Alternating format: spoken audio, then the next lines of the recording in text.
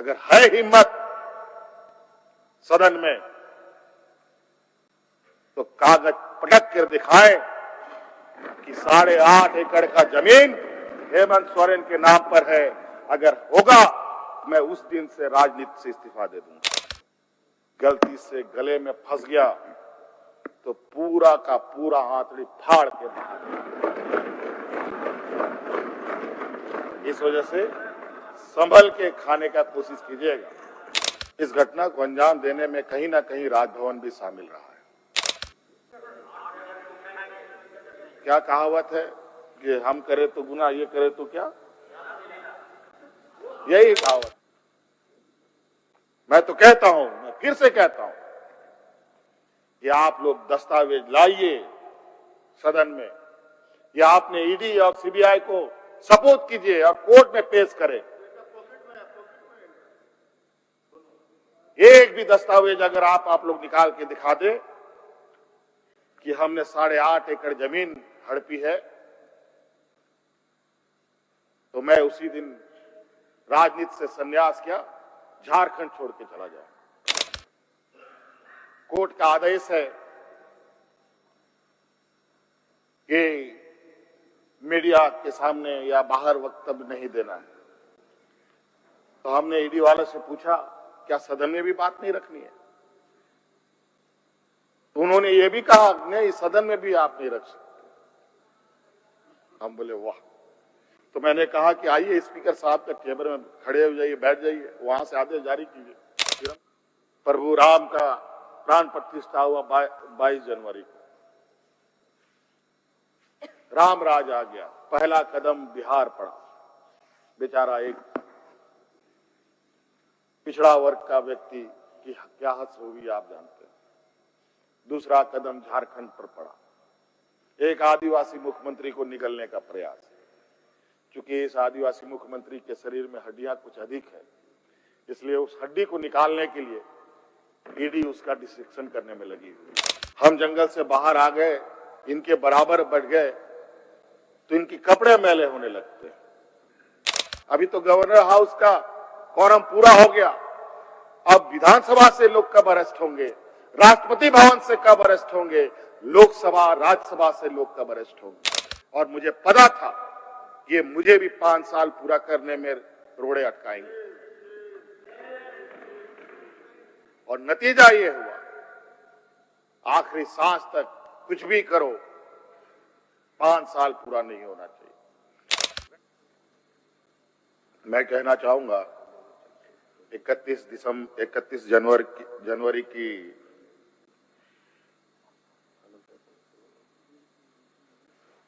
जो काली रात, काला अध्याय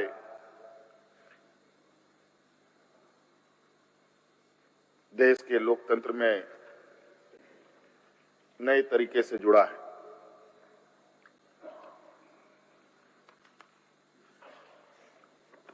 इकतीस तारीख रात को देश में पहली बार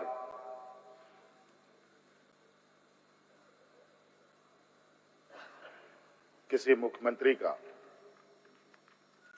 गिरफ्तार हुआ हो, गिरफ्तारी हुई हो, मेरे संज्ञान में नहीं है। ये मुझे लगता है ये पहला घटना है। और मुझे लगता है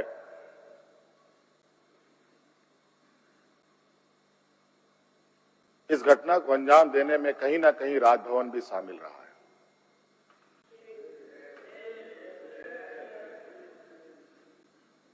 और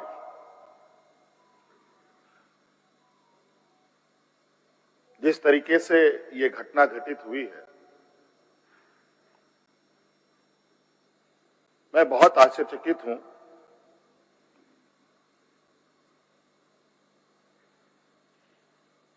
इसलिए कि मैं एक आदिवासी वर्ग से आता हूं। नियम, कायदे, कानून की जानकारी का थोड़ा अभाव रहता है। बौद्धिक क्षमताएं अभी हमारे विपक्ष के बराबर हम लोगों की नहीं है, लेकिन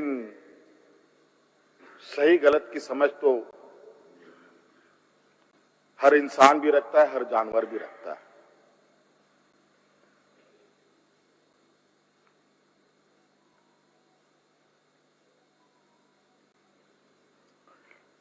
अध्यक्ष महोदय, बड़ी सुनियोजित तरीके से, बड़े लंबे समय से 2022 से 31 तारीख को दिए गए अंजाम की पटकथा लिखी जा रही थी। बड़े तरीके से उस पकवान को बहुत धीमी आंच में पकाया जा रहा था, लेकिन ये इनकी जो पकवान है ये पकने को तैयार नहीं थे। लेकिन इन प्रकार इन्होंने इस आधे अधूरे पकवान को अपने लिए परोसा और बड़ी सुनियोजित तरीके से मुझे अपनी गिरफ्त में लिया है।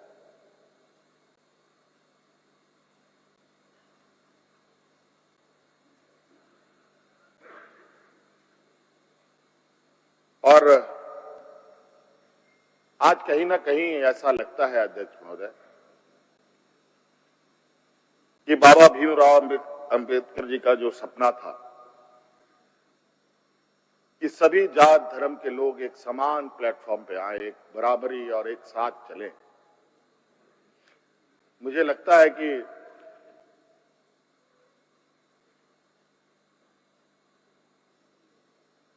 जिस तरीके से बाबा भीमराव अंबेडकर जी को भी अपना समाज छोड़कर बौद्ध धर्म अपनाना पड़ा, ऐसे ही आदिवासी दलितों के साथ भी आने वाला भविष्य में करने की तैयारी हो रही है।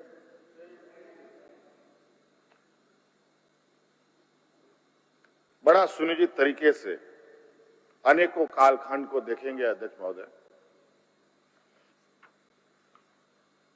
जो इन आदिवासी दलित पिछड़े अल्पसंख्यक के ऊपर अत्याचार हुए हैं, वो अत्याचार अध्यक्ष महोदय नए नए चेहरे, नए नए शक्ल, नए नए रूप में दिखते रहे हैं। आज उसी का जीता जागता उदाहरण 31 जनवरी को देखने को मिला है।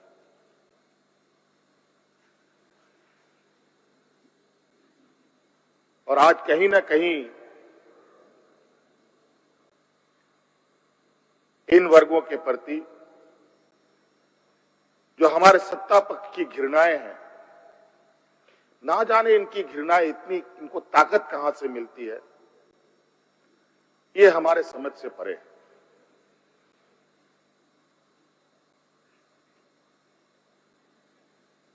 इतनी घृणा, इतना द्वेष का के प्रति है इनका आदिवासी दलितों के प्रति कि आपको इससे अंदाजा होगा कि इन्हीं के पाले हुए तंत्र ये कहते शर्माते नहीं कि जंगल में थे तो जंगल में ही इनको रहना चाहिए। हम जंगल से बाहर आ गए, इनके बराबर बढ़ गए तो इनके कपड़े मैले होने लगते हैं। ये हमें अछूत दिखते हैं।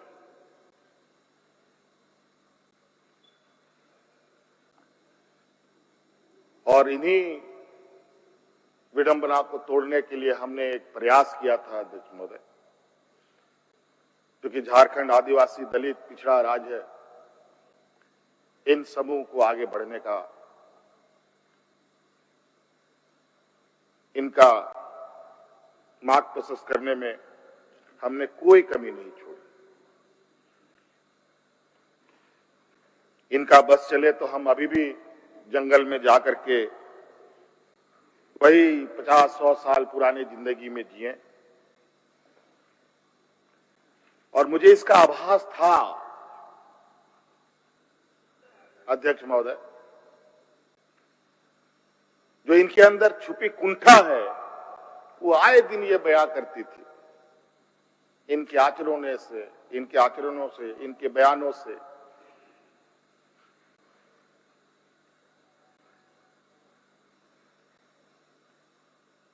लेकिन हमने हार नहीं मानी है अध्यक्ष महोदय। इनको लगता है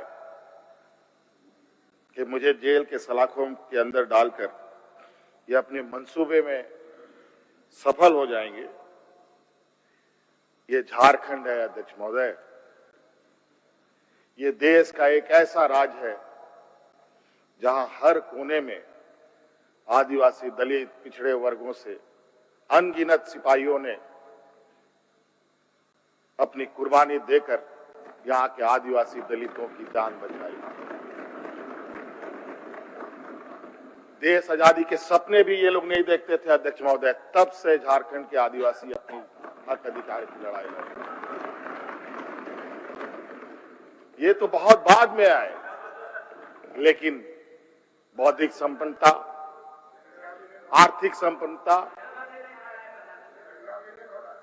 आज तक इन लोगों ने देश का गांधी टोपी नहीं पहना अध्यक्ष महोदय।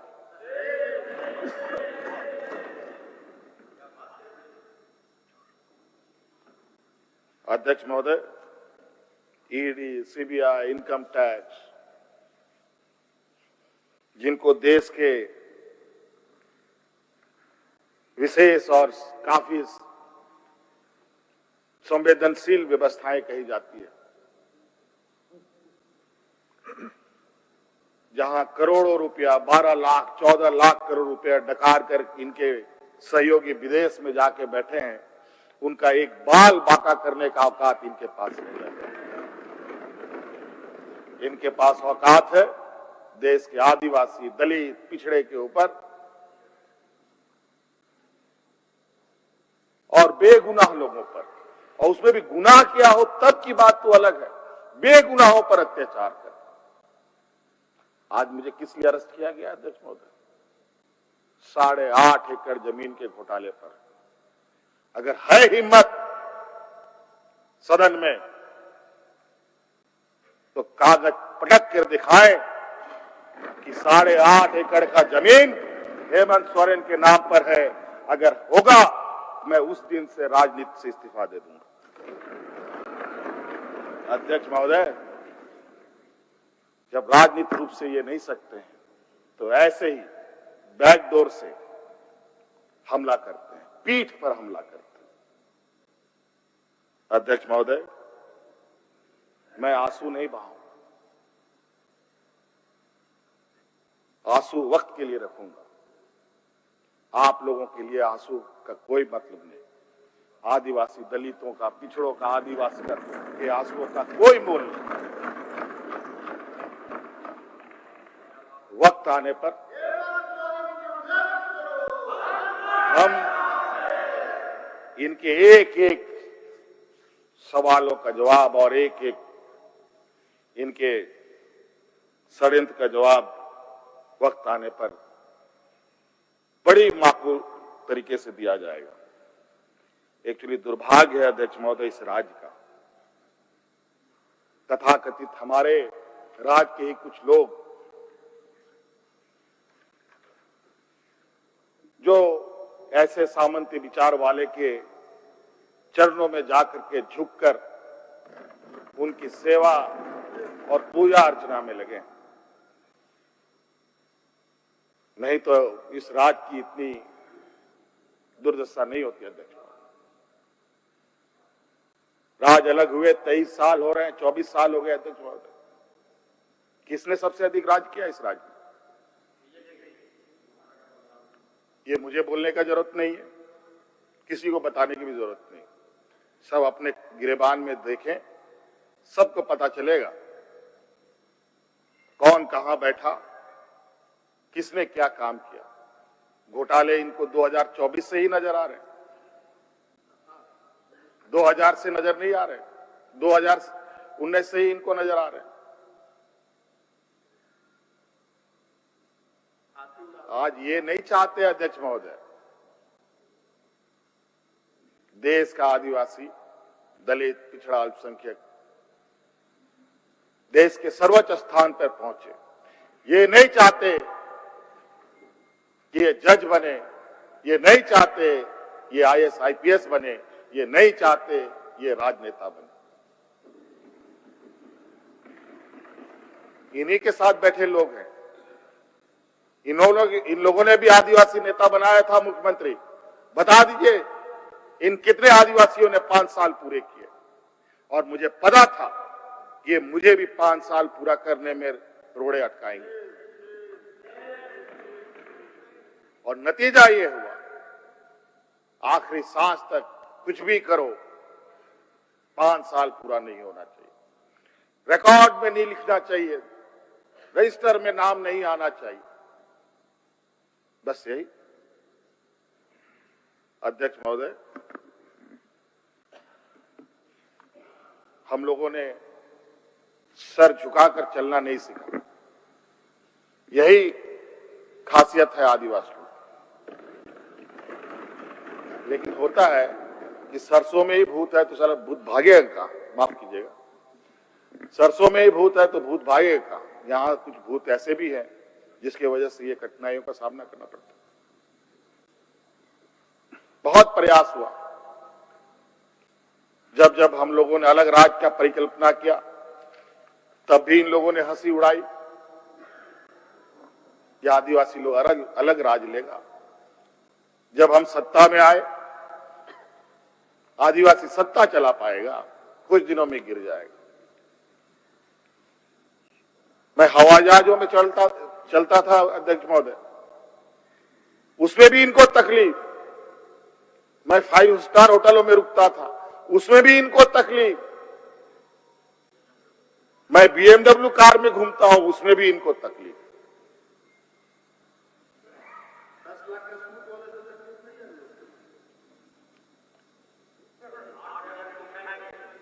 क्या कहावत है कि हम करें तो गुनाह, ये करे तो क्या, यही कहावत है। खैर छोड़िए। अध्यक्ष महोदय, बड़ा विचित्र स्थिति है अब जो स्थिति दिखाई दे रहा है अध्यक्ष महोदय।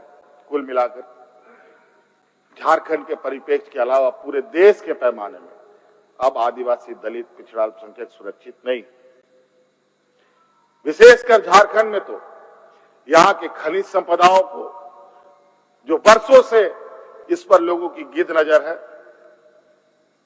और आगे भी रहेगी। ये तो हम थे अध्यक्ष महोदय, ये बहुत फूक फूक करके उनको आगे बढ़ना पड़ता था। ये खुला दरवाजे की आदि हो चुके हैं। इनको कोई रोक टोक नहीं कर सकता। जो इनके सामने आएगा वो इसी तरीके के अंजाम से उसको गुजरना पड़ेगा। और इनको लगता है ऐसे अंजाम देने से झारखंड के लोग घबरा जाएंगे। ये आप लोगों की बहुत बड़ी भूल है और इतनी बड़ी ये भूल होगी जो झारखंड का इतिहास आपको कभी माफ नहीं करेगा। अध्यक्ष महोदय,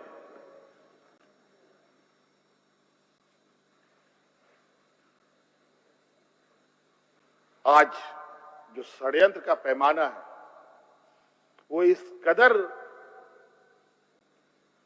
बड़े उसके जो दायरे बने हैं, कानून के अंदर रह करके गैर कानूनी काम करना कैसा हो, ये कर किसी से सीखना हो तो इन लोगों से सीखिए और इनके संस्थाओं से सीखिए। मैं तो कहता हूं, मैं फिर से कहता हूं कि आप लोग दस्तावेज लाइए सदन में, या आपने ईडी और सीबीआई को सपोर्ट कीजिए और कोर्ट में पेश करें। एक भी दस्तावेज अगर आप लोग निकाल के दिखा दे कि हमने 8.5 एकड़ जमीन हड़पी है, तो मैं उसी दिन राजनीति से संन्यास किया, झारखंड छोड़ के चला जाऊं। अब इनको नहीं मिला तो हमारे बीवी, बच्चों, परिवारजनों के खाता बही ढूंढने में लगे। ये पैसा कहां से आया, वो पैसा कहां से आया, ये आया, वो आया। अध्यक्ष महोदय, असमानताएं देखिए इसी सदन के अंदर।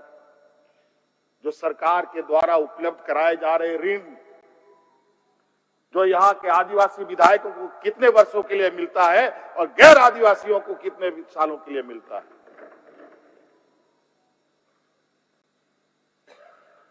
इस विषय पर गंभीरता से सोचने की आवश्यकता है। देखो, ये बहुत लंबी लड़ाई।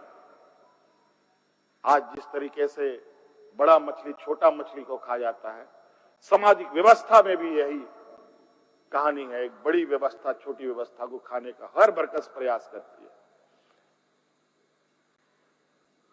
प्रभु राम का प्राण प्रतिष्ठा हुआ 22 जनवरी को।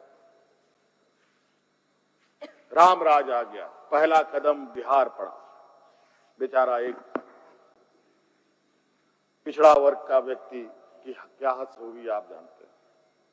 दूसरा कदम झारखंड पर पड़ा, एक आदिवासी मुख्यमंत्री को निगलने का प्रयास। क्योंकि इस आदिवासी मुख्यमंत्री के शरीर में हड्डियां कुछ अधिक है, इसलिए उस हड्डी को निकालने के लिए ईडी उसका डिसेक्शन करने में लगी हुई, ताकि हम कैसे इसको निगल जाए। लेकिन इतना आसान नहीं। गलती से गले में फंस गया तो पूरा का पूरा आंतड़ी फाड़ के बाहर। इस वजह से संभल के खाने का कोशिश कीजिएगा। इस वजह से अध्यक्ष महोदय, मुझे कोई गम नहीं कि मुझे आज ईडी ने पकड़ा। जिस तरीके से बंधुदा का सदस्यता लिया, ये आप चुनाव नहीं लड़ सकते। हो सकता है मेरा भी यही असर है। सत्ता लुलुपता के लिए हम लोग कभी नहीं आए अध्यक्ष महोदय। लेकिन ये बात मैं इस सदन में कहना चाहूंगा कि झारखंड मुक्ति मोर्चा का उदय झारखंड के मान सम्मान स्वाभिमान को बचाने के लिए हुआ है। और इस मान सम्मान स्वाभिमान के प्रति जो भी बुरी नजर डालेगा उसको हम मुंह तोड़ जवाब देंगे, चाहे राजनीतिक रूप से हो, चाहे कानूनी रूप से हो, चाहे वो किसी भी जंग मैदान में हो। ये हमारा संकल्प है। ना हम पीछे हटे हैं, ना हम लोगों ने पीठ दिखाई है अध्यक्ष महोदय। इसलिए अध्यक्ष महोदय,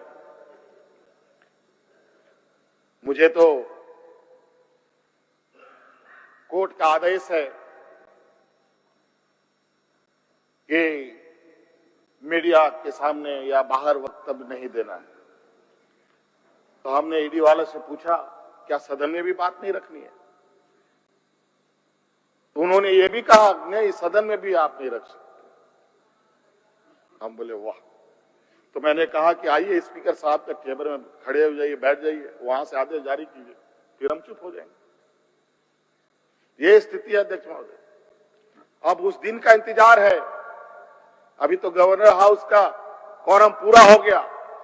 अब विधानसभा से लोग कब अरेस्ट होंगे, राष्ट्रपति भवन से कब अरेस्ट होंगे, लोकसभा राज्यसभा से लोग कब अरेस्ट होंगे। 150, 200 सांसदों का निलंबन। क्या अध्यक्ष महोदय ये इतिहास के सुनहरे अक्षरों में लिखा जाएगा अध्यक्ष महोदय? बड़ी विचित्र स्थिति देश में। और मैं ये कहना चाहूंगा अध्यक्ष महोदय, विशेषकर आदिवासी दलित पिछड़े भाइयों से, आप तैयार हो जाएं। अब शोषण की एक नई परिभाषा गढ़ने जा रही है। अगर अपने आप को आपने कमजोर किया तो आने वाली पीढ़ी कभी माफ नहीं करेगी। तो अध्यक्ष महोदय, राज्यपाल महोदय आए और 32 पेज का इन्होंने अभिभाषण पढ़ा। हम लोग लाख चिल्लाते रहे। अध्यक्ष महोदय, अभिभाषण पढ़ के क्या होगा जब देश में लोकतंत्र ही नहीं बचेगा। आज हर चीज पिछले दरवाजे से हो रहा है। अध्यक्ष महोदय, खैर इतना तो हम लोग बुद्धि ज्ञान है नहीं, लेकिन समय ऐसा भी नहीं है, समय से बड़ा बलवान धरती में कोई नहीं है और वक्त फिर घूमेगा और फिर हम आपके सामने